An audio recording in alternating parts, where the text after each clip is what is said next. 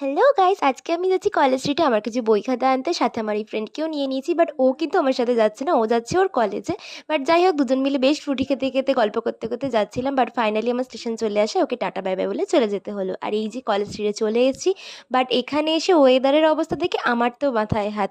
আর এই অবস্থায় আমার শুধু একটাই গান মাথায় আসছে, কলকাতা তুমিও হেঁটে দেখো কলকাতা।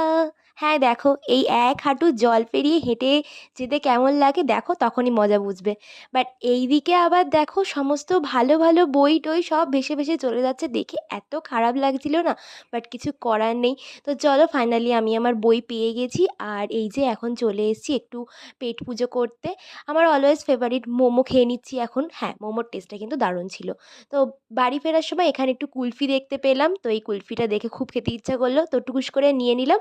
ব্যাস, এখন কুলফি খেতে খেতে আমি এখন যাচ্ছি বাড়ি। ভিডিওটা ভালো লাগলে অবশ্যই লাইক করো।